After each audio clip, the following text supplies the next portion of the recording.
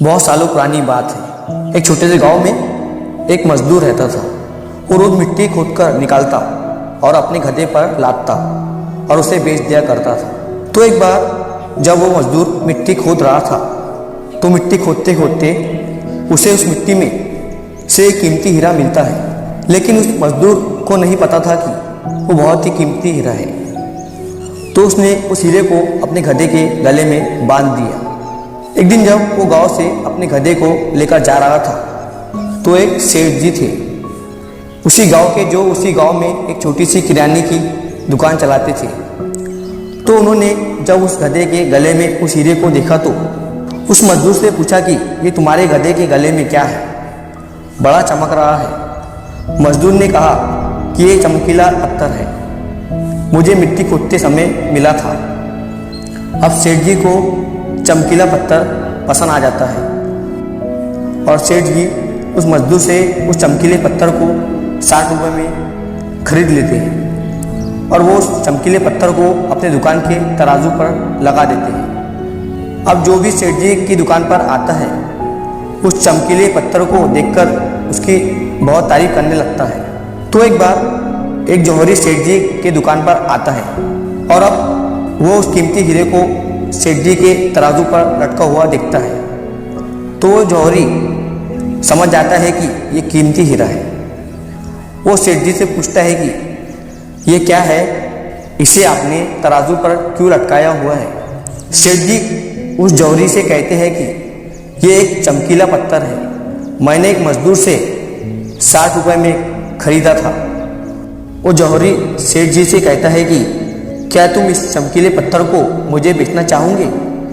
सेठ जी उस जौहरी से कहते हैं कि अगर तुम इसे खरीदना चाहते हो तो मुझे 100 रुपये दे दो और इसे ले जाओ। अब वो जौहरी जो था वो बहुत ही कंजूस था। उसने सेठ जी से कहा कि मैं इस चमकीले पत्थर के तुम्हें 70 रुपये दे सकता हूँ, चाहिए तो बोलो, नहीं तो मैं जा रहा हूँ। सेठ जी अपने 100 रुपये पे अड़े रहे और वो जौहरी ये सोचकर वहाँ से चला गया कि आज सेठ जी नहीं मान रहे हैं, कल जाऊंगा और सेठ जी को 80 रुपये देकर वो हीरा लेकर आऊंगा। लेकिन हुआ कुछ ऐसा कि उसी दिन शाम के वक्त एक दूसरा जौहरी उसी गांव के रास्ते से जा रहा था और अचानक उसी गांव में उसकी गाड़ी बंद हो जाती है। जब तक ड्राइवर गाड़ी को रिपेयर कर रहा होता है वो जौहरी सेठ जी की दुकान पर कुछ लेने के लिए जाता है और जब वो उस हीरे को तराजू पर लटका हुआ देखता है तो सेठ जी से उसे खरीदने के बारे में पूछता है। सेठ जी भी उसे वही कहते हैं कि 60 रुपये में लिया था, आपको 100 रुपये में दे दूंगा। वो जौहरी बहुत होशियार था, उसने सेकंड भी वेस्ट नहीं किया और तुरंत सेठ जी को 100 रुपये देकर वो हीरा लेकर वहाँ से चला गया। अब जब दूसरे दिन पहला जौहरी सेठ जी की दुकान पर आया और अब उसकी नज़र तराजू पर पड़ी तो उसे वो हीरा वहाँ नहीं दिखा। उसने सेठ जी से पूछा कि वो चमकीला पत्थर कहाँ गया। सेठ जी ने कहा कि वो कल तुम्हारे जाने के बाद एक दूसरे साहब आए, उन्हें ये चमकीला पत्थर बहुत पसंद आ गया और उन्होंने 100 रुपये देकर मुझसे वो खरीद लिया। अब ये सुनने के बाद उस जौहरी को बहुत पछतावा हुआ और उसे गुस्सा भी आया।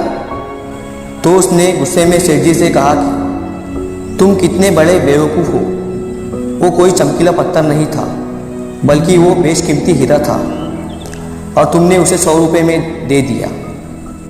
अब ये सुनने के बाद सेठ जी ने उस जौहरी से कहा कि साहब ऐसा है कि मुझे तो पता नहीं था कि वो बेशकीमती हीरा है और आपको ये पता होने के बावजूद भी आप कल मुझसे 100 रुपये के लिए बहस कर रहे थे, तो मुझसे बड़े बेवकूफ़ तो आप हैं जिन्होंने 100 रुपये के लिए एक बेशकीमती हीरा खो दिया। दोस्तों, इस कहानी से हमें 3 बहुत बड़ी सीखें मिलती हैं। पहली ये है कि कंजूसी भी वहाँ करो जहाँ पर उसकी ज़रूरत है। अगर हर जगह कंजूसी करोगे तो अच्छी चीज़ें भी अपने हाथों से गंवा दोगे। और दूसरी सीख इस कहानी से हमें ये मिलती है कि हाथ में आया हुआ मौका, अपॉर्चुनिटी हमें कभी नहीं गंवानी चाहिए। अक्सर करके हम अपने आप को ब्रिलियंट समझकर कई सारे मौके हाथ से गंवा देते हैं। और तीसरी सीख हमें इस कहानी से ये मिलती है कि कभी भी काम को कल पर मत टालो। एक बहुत पुरानी कहावत है कि कल करे सो आज कर और आज करे सो अब, पल में पल्ले होएंगी बहुरी करेगा कब। अगर वीडियो अच्छी लगी हो तो वीडियो को लाइक करें ताकि YouTube इस वीडियो को और भी लोगों तक पहुंचाए। अगर कहानी अच्छी लगी हो तो हमारे चैनल को सब्सक्राइब जरूर करें। मिलता हूँ अगली बार इसी तरह एक नई कहानी के साथ।